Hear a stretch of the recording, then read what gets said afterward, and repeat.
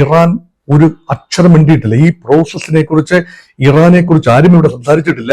Iran ഇതിൽ നേരിട്ടോ അല്ലാതെയോ പങ്കാളിയല്ല.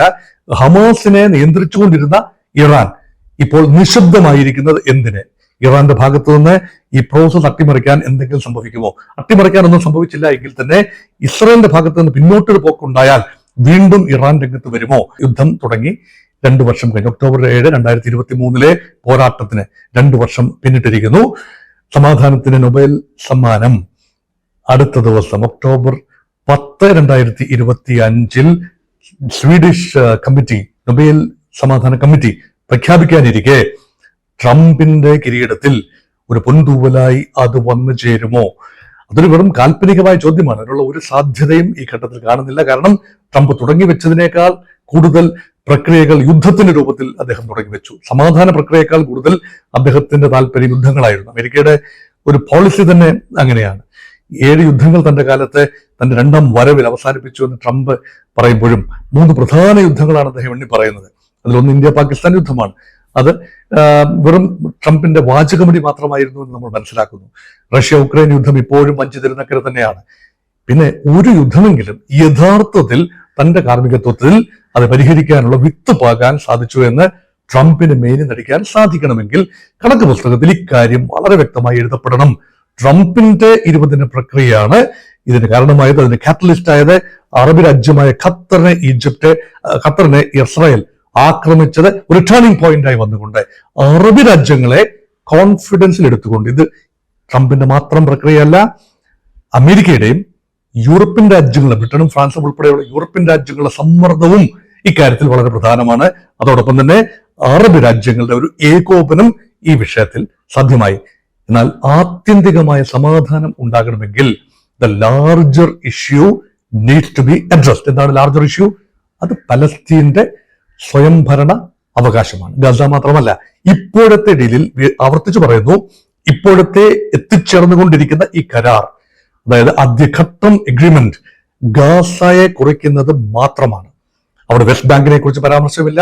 വെസ്റ്റ് ബാങ്കിൽ ഇസ്രായേൽ നടത്തുന്നു എന്ന് പറയുന്ന കടന്നുകയറ്റങ്ങളെ കുറിച്ച് പരാമർശമില്ല. ജെറൂസലമിന്റെ പദവിയെക്കുറിച്ച് പരാമർശമില്ല. മറ്റൊന്നും തന്നെയില്ല.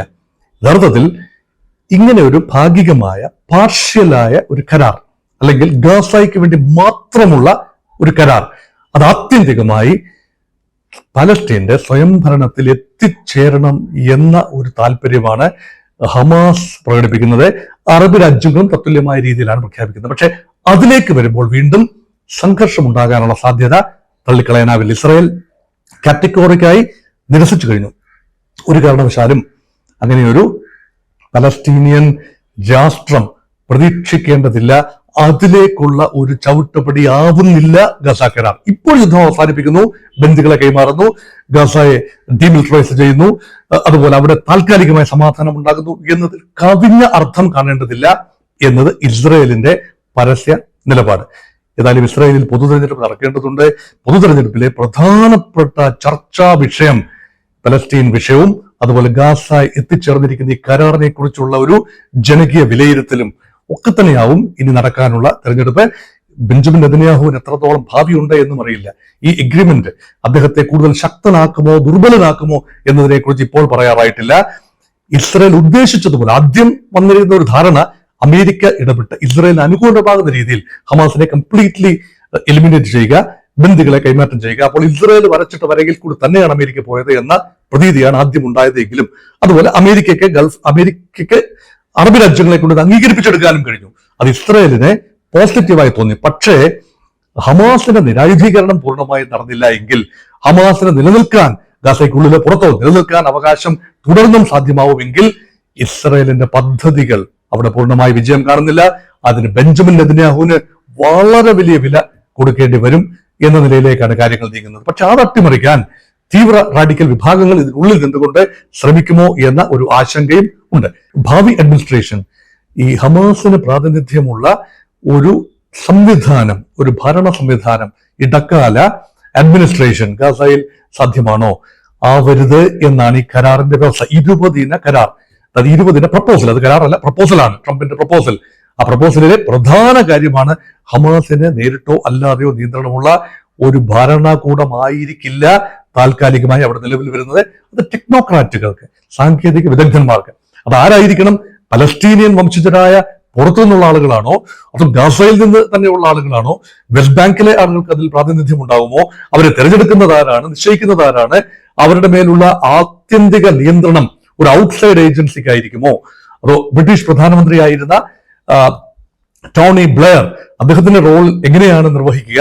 അതുപോലെ ഡൊണാൾഡ് ട്രംപ് അധ്യക്ഷനായ ഒരു സമിതി, ഇതിന്റെ എല്ലാം തന്നെ ആകമാന മോണിറ്ററിംഗ് ഇടക്കാല അടിസ്ഥാനത്തിൽ നിർവഹിക്കും എന്നൊക്കെ പറയുമ്പോൾ ഈ നിർദ്ദേശങ്ങളോട് ഹമാസ് എങ്ങനെയാണ് പ്രതികരിക്കുന്നത്?